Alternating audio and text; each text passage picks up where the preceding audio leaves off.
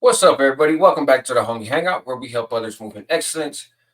And I'm going to talk about something, and no matter what your position is, you're probably not going to be happy with some things that I say, and you're probably going to agree with me. I don't know.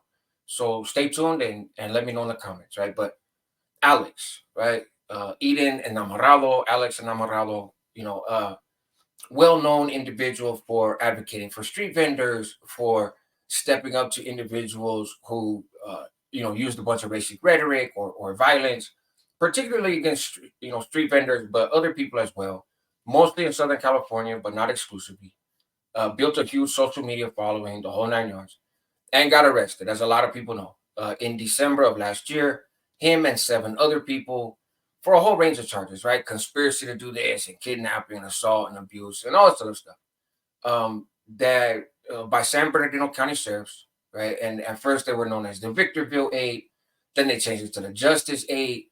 Now one of them got out, but I think it's still the Justice Eight. And that whole Justice Eight thing is kind of a sham, and I'll get to that too in a minute. In some ways, right? But so I did the video because they haven't, been given bail, right? So early on, I did a video saying that I thought that that was odd, right? I thought it was a dangerous precedent. The law enforcement, the DA is using a couple particular protests that went sideways to some degree to suggest that there was this conspiracy among these individuals to go out and commit all these crimes, right? And then they said that, he's just getting rich off of social media. He's doing it for clout and clicks. None of that really made sense because he's been demonetized on all social media platforms for a very, very long time. So he actually didn't make money for that. And was known to, come out of his own pocket for vendors and that kind of stuff. And those are just facts, right? Some people like it, some people don't. Some people argue over where the line is. I don't know exactly where the line is, but these things happen, right? And I think it's nonsense that there was no bail. I still think it's nonsense there's no bail. It Almost anything you do in California, even if you get arrested, and even if they hold you in the county jail, uh, you're gonna get bail, right? People that catch hot ones get bail. I just did a video the other day about some guys in the Monterey County Jail getting off on some deputies, and they were charged with all kinds of heavy offenses, right? Attempted murder, all kinds of stuff. Those dudes have bail. They're not going to make bail, but they have it. These guys don't even have it. Anyways, and that video's up if you guys want to go watch it. But the latest and greatest in the saga, and I've been watching from a distance, and like I said, I have some thoughts on a few things that I'm going to share. But one in particular that's been coming up lately is Alex is an abuser, right? Alex hurts women. Alex hurts his kids, a broken arm, and all this. Just this dude is the devil in the flesh, and therefore deserves no support. And a lot of that stuff is getting pushed by kind of right wing sympathizers, right, and political pundits, because obviously they don't agree with Alex's politics, and then just people for attention, and it's funny because while Alex didn't make money off of his post of responding when street vendors were harassed or hosting buyouts or whatever, a lot of other people did, right? He didn't copyright flag people. He didn't get upset when people shared his video. So you have entire platforms, in particular on Instagram, also on TikTok, that they are now monetized and they actually make money. And a lot of that stuff came about just because they shared the stuff that he posted. His position was always, I don't care because it's not so much about me, it's about the message getting out there and rallying the people, right? So it's just kind of funny because now there's been a money grab, right? So I'll get to the allegations against him in a minute. And there's all this talk of paperwork and charges. I have paperwork. I've seen the paperwork. Um, there's a lot of nonsense in that, and there also is some truth, and so I'll get to that. But this whole thing of the Justice Aid and donate to this group and donate to that group, you know, when Black Lives Matter first started as an organic group, right? When it was just some black folks saying, "Hey, uh, there's a disparity in the violence towards black folks from law enforcement," and this should be taken serious because these cops don't get punished when they take the lives of black folks. And so why? Right. And that is really the bare basic premise of BLM. But it grew, and it grew into a political organization, and it got co-opted by the Democratic Party, and it became this mess. And it became in large, in a lot of ways corrupt, right? And it was a scam. You donate money to them, who knows what that money's getting spent on. It it was poverty pimping. That's what they did, right? And it's identity politics, and oh, you got to stand for us, otherwise you're against black people and us. And it became a very messy conversation that really turned a lot of people off. And now it's kind of a running joke, right? And it's unfortunate because that basic idea of the police should be held accountable when they take the lives of citizens. I agree with that. I don't think that is something that many rational Americans, regardless of your racial background or ethnic background or economic class or anything else, should disagree with, right? We should want there to be a pretty high bar for deadly force from cops. And the reality is, yes, dude, black dudes were getting shot running across the park, running away from cops, doing all sort of stuff. And you could say in some of those cases, oh, they weren't acting right. Okay, but that doesn't mean that you get gunned down by people paid by taxpayers, by agents of the government, right? And I will never think that that's okay. But again, the political body of BLM and the chapters and the this and the that, scandal, just huge scandal, discredited. And that's a lot of times what happens when you get co-opted by a political party in the United States, because both political parties are also corrupt and scandal filled. I see the same thing happening with Justice 8 over the last couple months. There's infighting. Oh, this person's not really about this. Oh, if you're going to rock with this person, then don't rock with that person. This page is an infiltrator. This page is this. These people are that.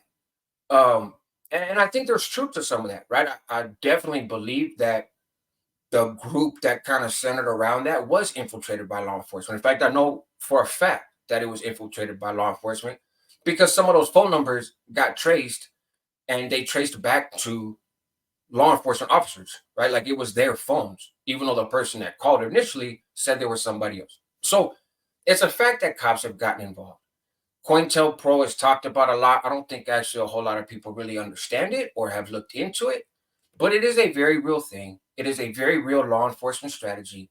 And the feds in particular, but also state government and local government, have never stopped using that strategy of infiltrate, disrupt, distract, cause dissension, cause division, see if you can okey doke somebody into doing something we can get them caught up for. Like, none of that is new, right? That's old, classic American law enforcement tactics. And so, has that happened with the Justice 8? Quote unquote, yes. And I think it has really discredited a lot of it. That does not mean that I don't think these individuals deserve bail at minimum. That does not mean that I don't think the charges are heavily exaggerated. And the likelihood that they're actually convicted of all of that stuff in court in front of a jury is pretty slim because the evidence just isn't there, right?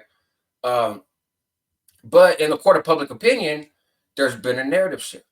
And as I said in my initial video, I'm not saying that all of the tactics that Alex used and that the other individuals used are tactics that I would use, right?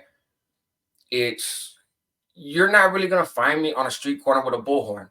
That's not how I get down, right? I have been out there before at protests and marches and rallies, but it's not really my thing. It's not really my scene, you know. So uh, the aggressive kind of guerrilla tactics, it's not so much my deal. I don't tend to cuss out law enforcement when I see them, right? Not because I don't necessarily want to. I just operate differently. Um, it is not against the law to cuss out law enforcement. It could be impolite. It can be unwise because then they're going to want to, punish you. But it's not against the law, right? So I think there became a lot of people so caught up with the tactics used, and I heard a lot of folks like, "Damn, fool, what do you expect if you're going to go protest in front of the mayor's house? Of course you're going to get snatched up."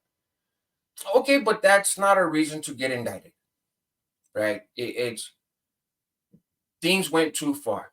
And whether you agree with everything that these individuals did or the way that they did it, I think we can agree that attacking street vendors is not cool, right? I hope we can agree on that. I hope we can agree that that is a vulnerable population. And so sticking up for street vendors, I hope we could agree is not a bad thing. We may choose to stick up for them in different ways, but the basic idea of, hey, you're picking on somebody that's vulnerable and that's not cool. I would hope that not many of us argue with that, right? There should be pathways for street vendors to be able to operate legally. That's also something that a lot of the individuals arrested, including Alex, actually participated in. In some of the communities in which they had these issues, there actually is pathways for that, but the counties and the cities refuse to allow the vendors to participate in it. So there is a mechanism for them to do their thing, but they get shut off from that access and then get punished for not doing it. Well, how come you don't do it the right way? Well, you won't let me do it the right way. Well, now I'm going to punish you because you didn't do it the right way. Okay, well, that's a scam, Holmes. It's a hustle, right? So I think we can agree with that. I think we can agree that if you're some lady in a store and you see some people speaking Spanish, you should not be able to just walk up to them and start yelling at them and cussing them out and telling them to go back to their country and all sort of shit. That's rude. That's impolite. That's disrespectful. And so don't cry when somebody shows up at your house being rude and impolite and disrespectful, right? It's a reaction. It's not just, hey, let's look at people walking down the street and randomly pick somebody and then go harass them or go expose where they work. But public pressure, cancel, that's a thing. It's a thing that I don't really get into. It's a thing that I don't necessarily participate in, but it is a thing. And a lot of people do it for a lot of different reasons. And I think doing it on behalf of street vendors is not bad. I would hope that as a community, right? Again, we can agree that hey, maybe his get down wasn't always the way we would get down. And some people feel like he didn't go far enough. Some people feel like he should have done more, right? So there's plenty of room on that spectrum. But what he was challenging and what they were challenging were issues that are deserving to be challenged and that need to be challenged, right? Like, and yes, things went a little sideways at some of these gatherings. Some of them are a little bit suspicious. The dude throwing the water bottle pops up out of nowhere and throws a water bottle into a crowd of people that are protesting, and then gets surprised when those people in the crowd get pissed off. What do you expect is going to happen? And there's other people that say, "Hey, well, you deserve it." Okay, that's fine, but in those situations, then get those individuals that broke the law. This is not some grand conspiracy to just travel around and harass people and whatnot. So, onto the juicy stuff, so to speak, the more recent stuff. There's these pictures floating around, right? And they're grainy photographs, like photocopies of pictures. And I'll tell you how this was first brought to me. Somebody gets at me. I'm not going to put out there who, right now, but somebody gets at me and says, "Hey, man, check out this post that somebody made on Instagram.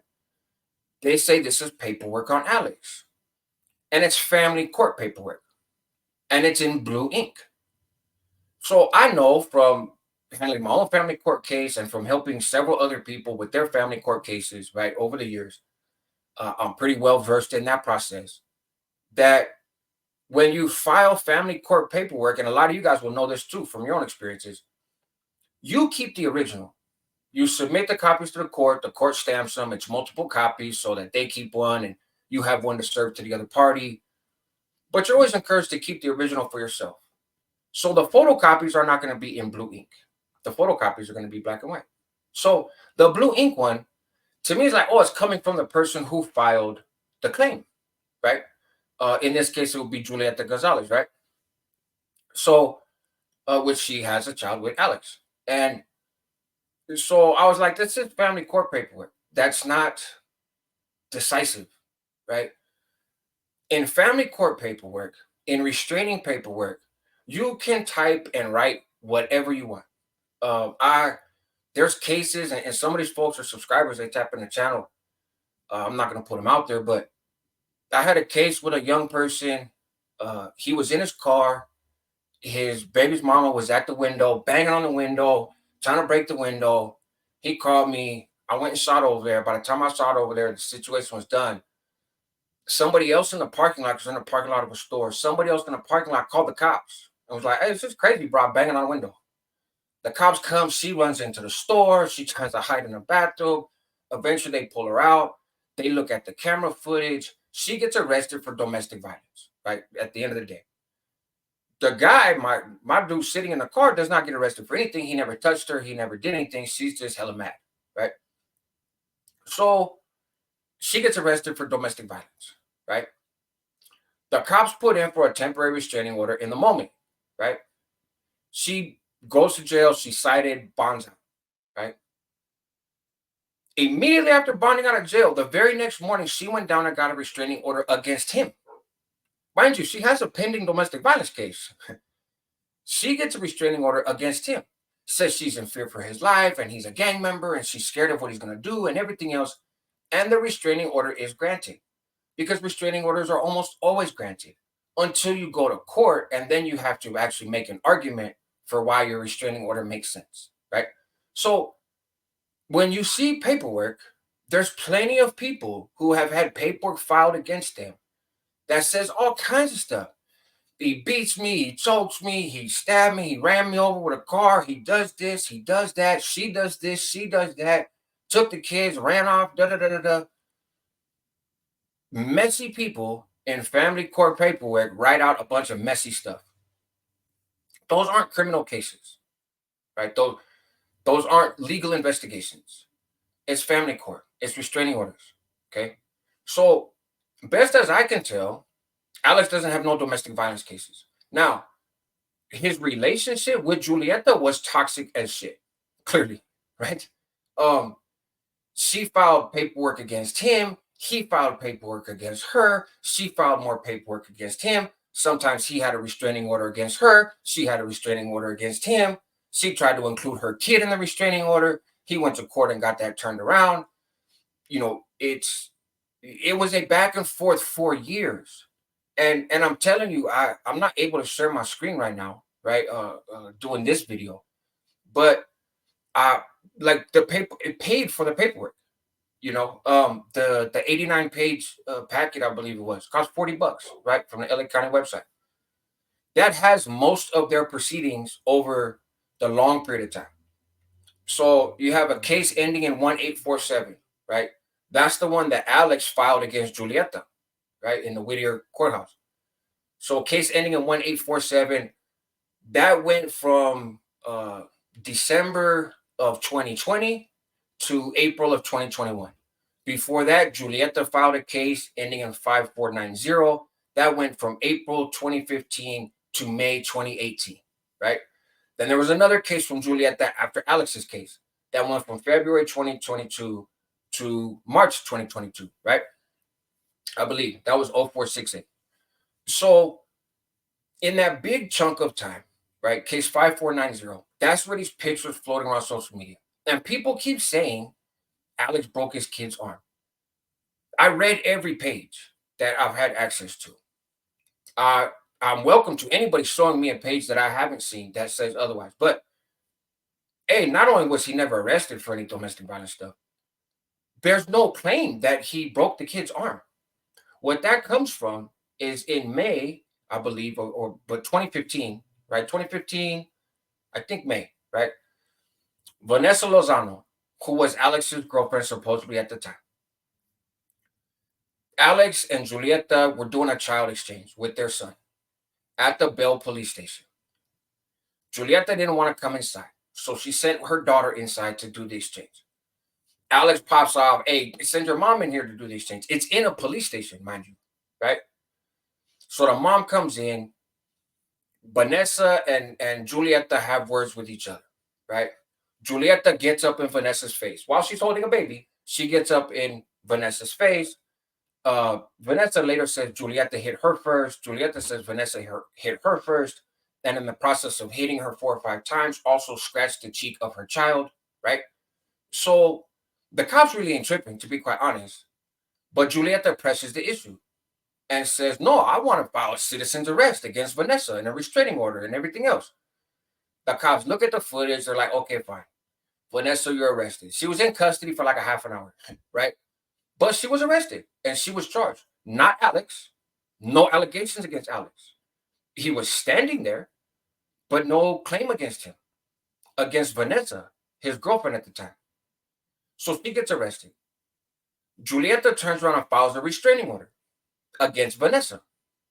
In that restraining order packet, she includes the police report where the police say she wanted to make a citizen's arrest. So we did, right?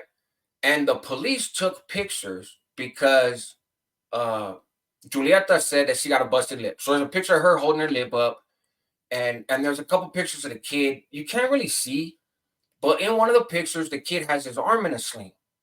I don't know why he has his arm in a sling. It has nothing to do with that incident at all, right? I don't know. But I think people saw a picture of the kid with the arm in his sling, and they're so rabidly excited to talk about how such a bad person Alex is that they just ran with this narrative. Oh man, it was just fool breaks his kid's arm. How could you support him, right? Alex said there was plenty of violence from Julieta. Julieta said there's plenty of violence against Alex, and Julieta says I was never violent with him except for this one time, and I never did anything with this kid except this one time, and I never except this one time. So, and in the court paperwork, she's saying how she doesn't want Alex to have custody of the kids because he has mental health issues. And oh, by the way, Alex's brother committed suicide, and he has another brother that committed suicide, and his mom is crazy. Like, it got very personal, very ugly, very messy, right? In these court paperwork. And anybody that's been through family court stuff, hopefully this hasn't been your experience. My experience was rough, but it was not nearly this bad. But I have seen plenty that were like this. They had a toxic relationship, right? Now there's talk about Alex slept with his brother's wife or whatever. I don't know the details of that, and I'm not trying to make this into Jerry Springer, but I am just trying to address some of the narrative that's out there because it's some bullshit, right? But also some truth, I think. So what we know is that Julieta has two other kids, older than the kid that she has with Alex, right? A couple years old. I think one's like 8 years older, the other one's like 10 years old. So those kids' last names are Enamorado. Alex's son with her last name is Enamorado hyphen Gonzalez, right? Which is Julieta's last name. So those two older kids, they're not Alex's, but they have Alex's last name, and him and Julieta were never married. So are those kids from Alex's brother? Maybe she was married to his brother before. Maybe. That sounds messy, right? I don't know why it's a thing of like, how dare Alex sleep with his brother's wife? They got together in 2007, according to the court paperwork. Alex was 20 years old. She was 24. And so it takes two to tango, Holmes, right? There's no allegation of that kind of abuse, even in this drawn out mess. So, yes, he was 20. She was 24. They linked up. Was she with his brother before? I don't know. Probably, based on the last names of the kids. Is that messy? Sure, but that's their issue. That's their life. Who cares?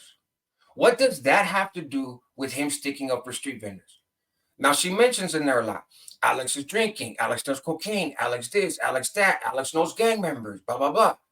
Alex has been open about his past in other interviews on other channels. And there's even platforms on Instagram saying, I got all Alex's interviews taken down. Okay, no, you didn't, because we all got YouTube, homes. They're still up. So people just beating their chest. If somebody sent a message, Alex is all bad. The big homies from Southern California know, and anybody with him is on the list. Like that childish shit. It's trolls. There's a lot of trolls. But trolls can be loud, and trolls can sway public opinion when there's enough of them and they're motivated, right? And so, and there's a political agenda behind a lot of this, right? Some of the activists that used to be embraced in the whole Justice 8 thing, but then kind of got pushed out because they're pretty much cops. And now they're all pissed off and no, I'm not a cop, you're this. And Lexit and people that have, more conservative political views, don't like what he stands for, so they're getting behind it. It's a saga. What the point I want to make in all of this, I've been on here 25 minutes already, right? Is this Alex is giving plenty of interviews. He talks about how he stopped banging and stopped with the street life stuff in 2006. So why she brings that up now, I think is just messy, right? And I understand because I've had people, I've worked on cases, family court cases, where the same thing happens and it didn't make sense. Alex has been open about the fact that yes, he was drinking like crazy and doing powder and everything else. And when his brother lost his life, shortly before that, he had talked to his brother and said, "Hey, Holmes, you tried to take your life. I'm doing the same thing to myself, just slowly." Like, so he's been open about that and open about how he went further down that hole at the time. None of this should be news. It sounds like they had a toxic relationship.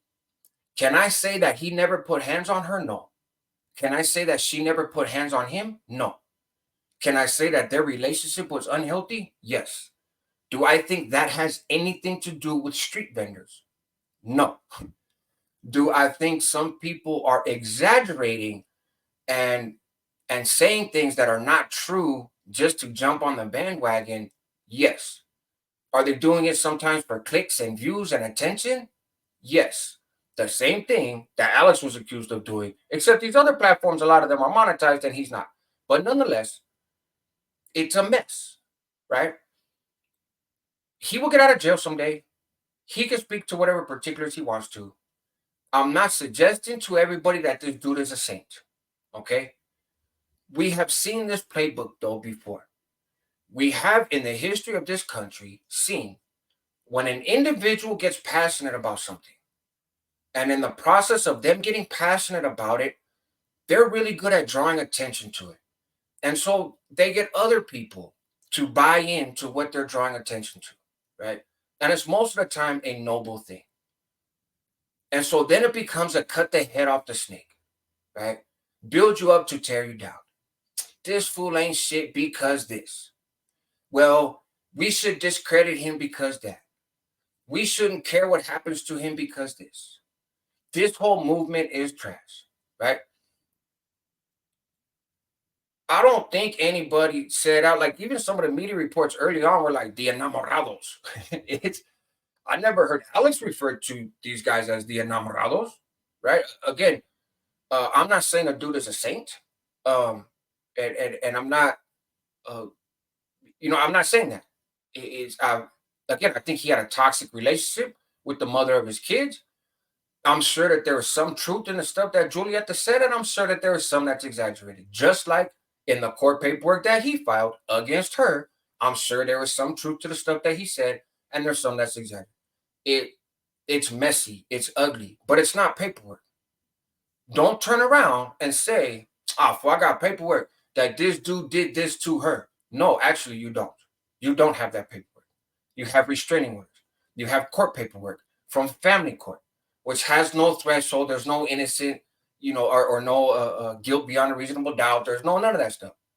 And yes, in 2022, there he did get ordered. Hey, he never lost custody. From what I saw, he never lost custody of his kids. And in fact, he had custody of his kids prior to her filing in that last case, right?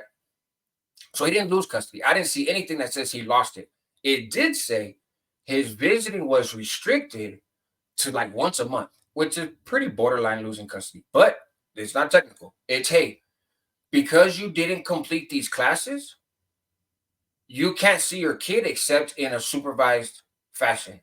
It also says on that form, which is conveniently cut off the bottom in the screenshots that are posted online, but it says on that form, if these conditions are met, this can change. This is not final. This can change. So to me, it looks more like, hey, the court is pissed off because he's been lagging on completing these classes. And it's like, look, this is how I'm going to get you to complete the classes. Well, you can't see your kid essentially until you do, right? And what he did with that, or if he took the classes or whatever, I don't know, right? But my point is, it's a messy case that people are now using to say, hey, all these protesters, anybody that backs up the Justice 8 or the Justice 7 or whatever the fuck, don't speak about it. If you speak on them, you're defending a child abuser and a woman abuser and all this other stuff.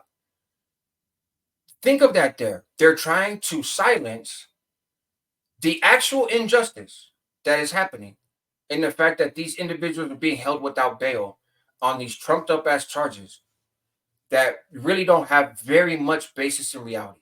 Certain things, yes. When they were protesting the cop from Victorville and they're all walking and that car comes up and bumps somebody, that little exchange, if you see the full video, which I have, that's not helpful to Alex's case. Okay? Because the dude gets out the car and different people run up on him, right? Different people swing on him and he backs up. He's like, hey, fool, get away, get away. And then somebody else runs up on him. What's up, fool? And thankfully for him, all them people running up look like really shitty fighters, right? But they run up, they sock him, he falls down. You can hear in the background a voice, yeah, fool, that's what you get. That's right, that's what you get. That's not very helpful. That is not conspiracy to do all of this stuff. That is an incident that doesn't go very well, right? And that, again, is not very helpful. So I'm not even suggesting that there should be no criminal charges. I'm not a very pro-system person. But reasonably speaking, I've seen all the video footage of all the incidents, okay? There are some acts that happen that are against the law. There are some crimes that happen. It is not what's reflected in the charges, and it's definitely not deserving of being held with no bail for the last like 4 months, right?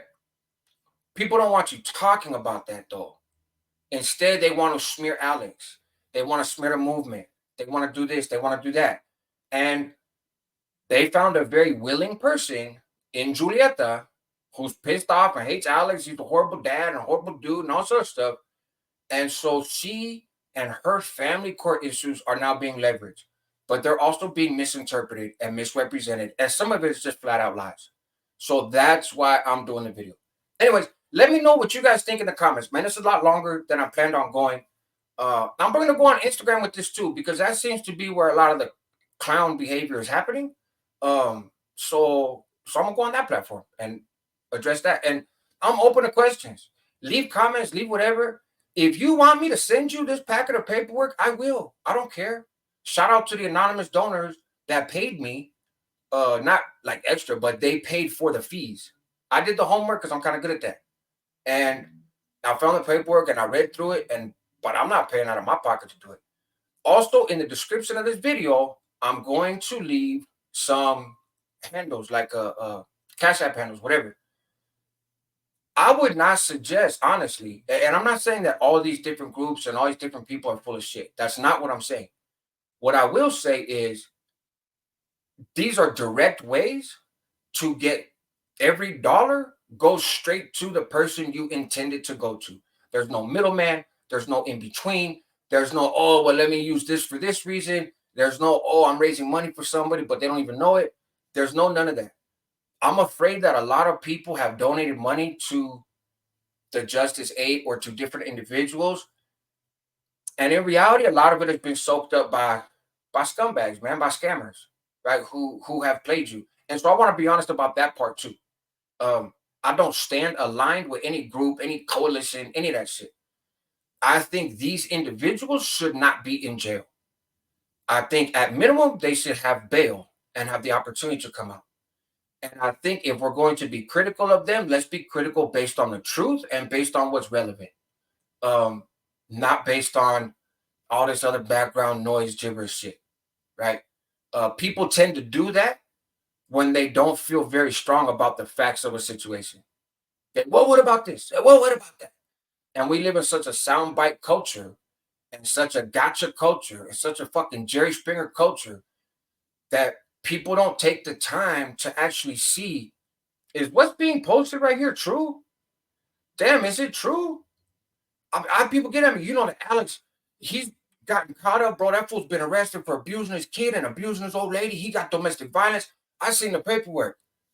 Ain't nobody showed it to me yet. You're full of shit. You're misrepresenting stuff. You're falling for the okie doke. If you don't like the dude, don't like the dude. I don't care. You know? But if you do want to give money to any of the individuals involved, in the description of this video, will be a way for you to do that directly. And if you don't, then don't. I personally don't care. Okay. Anyways, man, help others move with excellence. That's what homies do. Help yourself at the same time because you're worth it. Help your community because they need you. And if something don't sound right, man, it's probably not. So give it some thought. Take care.